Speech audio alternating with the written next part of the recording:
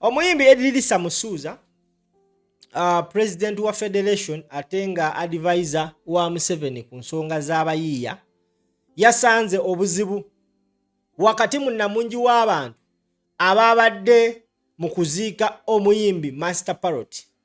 Edilisa Musuuza yawereddwa omukisa okwogera era gwe ssebo oba nnyabandaba njagala nkulage engeri Kenzo gye yasobodde okukwatamu ensonga eno bwe yabadde ayogera mu kuziika Master Parrot.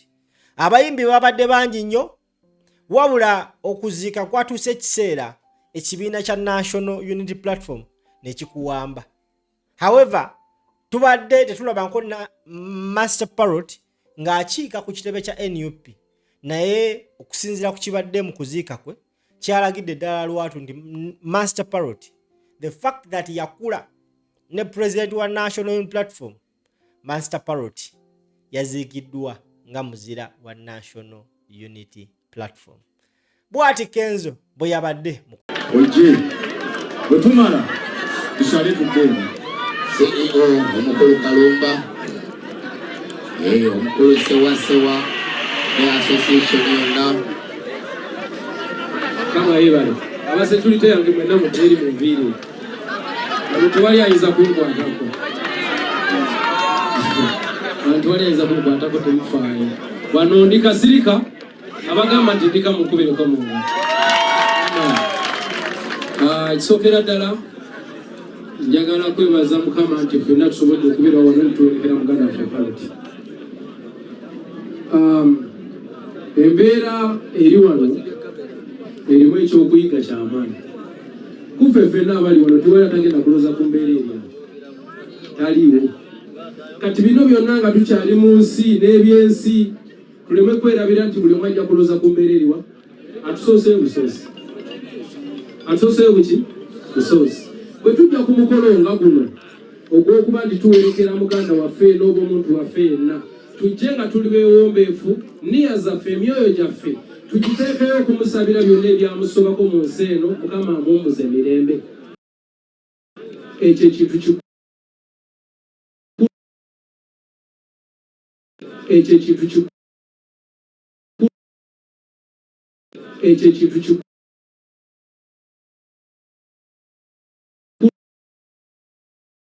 Ekyo ekintu kikulu. Nga breadwinner embeera egenda babeerera nzibu nnyo mu kuvaawo kwe. Bingi ebigenda okubaawo nze nali nfiiriddwako muzadde oba abazadde nembeerawo ku Christmas nga siridde emmere ng'abantu emmere bagiyiwa. Nasulako enjala n'egisiiba ku Idi ng'abantu emmere bagiyiwa lwa butaba na muzadde agamba omwana wange aliwa. Abantu abo embeera gye balimu si nnyangu. Tuleme kuteekawo kuseka na kusanyuka na swaga mu mbeera eno gye tulimu. Wadde tuli bannamuziki, tuli balasita, tuli biki, naye n'essaawa yakubeera abantu tuwerekere muganda waffe mu kimpowooze nga Mukama ali naffe nnimbye. Essaawa eno kantwala akakisa kano okwebaza baganda baffe bano mukubireko engalo omusajja ono wadde bwedda azisalira balala.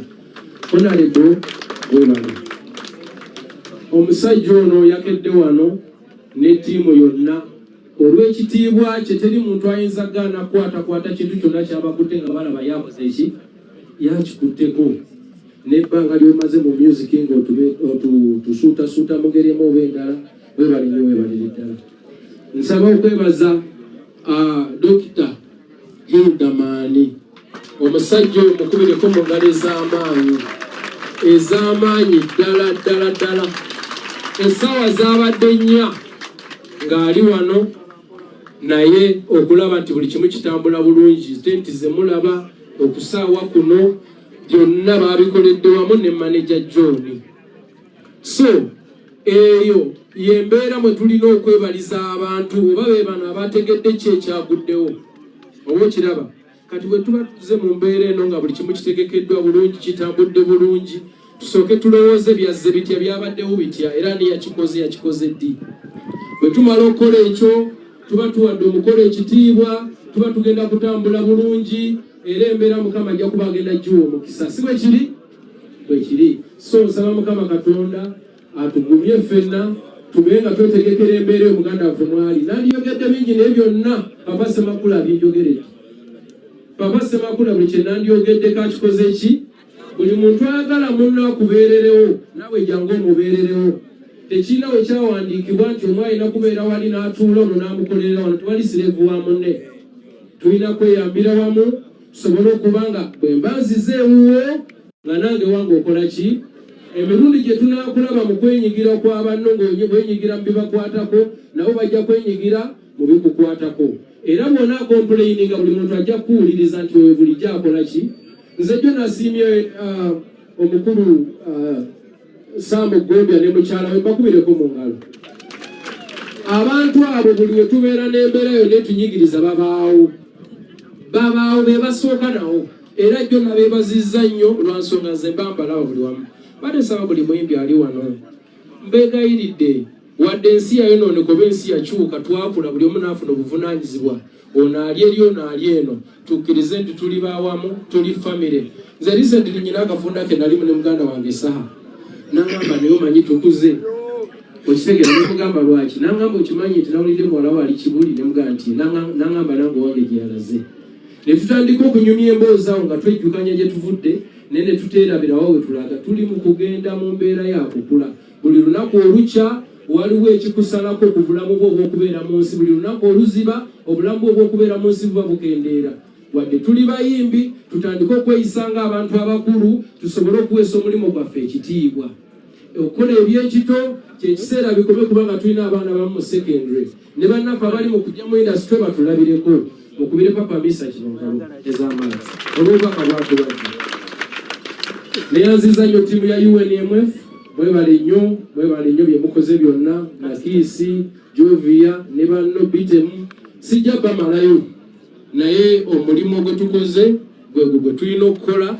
kubanga kyekyo ekyatuteesa mu buyinza era saagala mudde wano buli omu ogambe bannaye nenkola nti ekyo kyolina okukola era nawe tujja kikolera mu kusanyuka oba mu kukaaba mwebale nnyo mwebalire ddala atwala kakisaka leero okwebaza ttiimu ya Firebase mwefenna mwe twatandikira including me okufuna omukisa muganda waffe yoyo era ekitiibwa kyafunye mu nsi kyekino abantu abamuwerekedde mubalaba muneebaliza nnyo mwami Kyagulanyi yonna gyali okubanga yateekawo meseji etutambulidde okulaba nga tutuuka wano Chairman Nyanzi nandisabye omwogezi simanyi oba olina engeri yonna gy'oyinza omuwaayo akakisa ne bwayogera ebigambo bibiri amanyi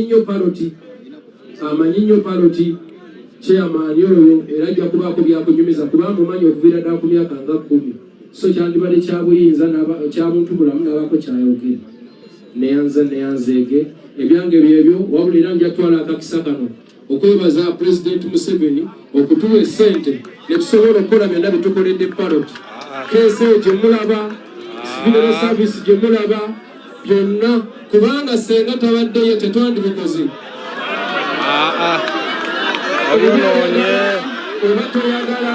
oyonoonye otandise bulungi ate oyonoona abantu babiganye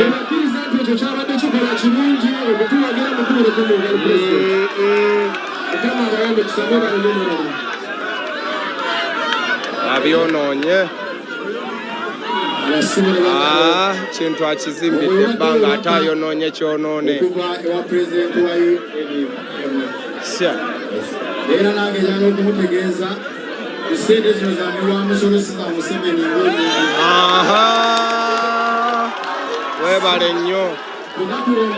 webale nnyo kiclarifyinga honorable akasajja kenyini muzikirize mpite waliwo omuganda waffe yayimba master parrot kati memba omukolo gubadde gutambudde bulungi naye nga bw'omanyi ku mukolo senta mu famire etuleetere Firebase obugalo bwa Honorable Elias Wimbazi Alokola Dr. Bambi